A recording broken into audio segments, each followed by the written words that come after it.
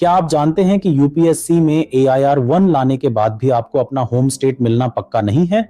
हाल ही में सिविल सेवा परीक्षा के नतीजों के बाद कई टॉपर्स को उनका मनपसंद राज्य नहीं मिला। आखिर ऐसा क्यों होता है?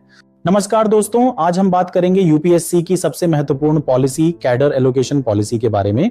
अगर आप एक एस्पिरेंट हैं तो यह जानना आपके लिए बहुत जरूरी है, क्योंकि आपकी पूरी सर्विस लाइफ इसी एक फॉर्म पर टिकी होती है। सबसे पहले समझते हैं कि कैडर क्या है। जब आप IAS, IPS या IFOS के लिए चुने जाते हैं तो आपको एक राज्य या केंद्र शासित प्रदेश अलॉट किया जाता है जहां आप अपनी पूरी सर्विस बिताते हैं। इसे ही कैडर कहते हैं। भारत में कुल 26 कैडर्स हैं।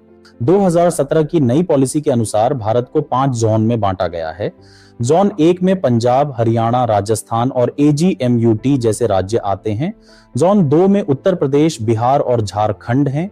जोन 3 में गुजरात, महाराष्ट्र और मध्य प्रदेश को रखा गया है।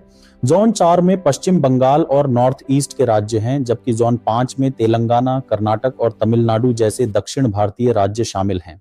जब आप DAF2 यानी डिटेल्ड एप्लीकेशन फॉर्म भरते हैं तो आपको इन जोन और कैडर की प्राथमिकता चुननी होती है। नियम यह है कि आपको पहले हर जोन से अपनी पहली पसंद चुननी पड़ती है। जैसे अगर आपने जोन 2 से यूपी को पहली पसंद चुना है तो अगली पसंद आपको किसी दूसरे जोन से चुननी होगी। आप एक ही जोन के सभी राज्यों को लगातार ऊपर नहीं रख सकते। अब आते हैं सबसे बड़े सवाल पर, होम कैडर कैसे मिलता है। इसके लिए 2 मुख्य शर्तें हैं। पहली आपकी रैंक और दूसरी इनसाइडर आउटसाइडर कोटा। सरकार हर राज्य में 2.1 का अनुपात रखती है, यानी अगर किसी राज्य में 3 सीटें हैं तो 2 ऑफिसर बाहरी राज्यों से होंगे और सिर्फ 1 ऑफिसर उसी राज्य का हो सकता है।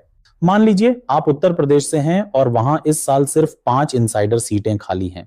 भले ही आपकी रैंक AIR 1 हो, लेकिन अगर आपसे बेहतर रैंक वाले 5 लोगों ने यूपी को अपनी पहली पसंद चुन लिया तो आपको अपनी होम स्टेट नहीं मिल पाएगी।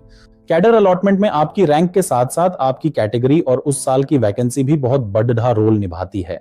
इस पूरी पॉलिसी का मुख्य उद्देश्य नेशनल इंटीग्रेशन यानी राष्ट्रीय एकता को बढ़ावा देना है।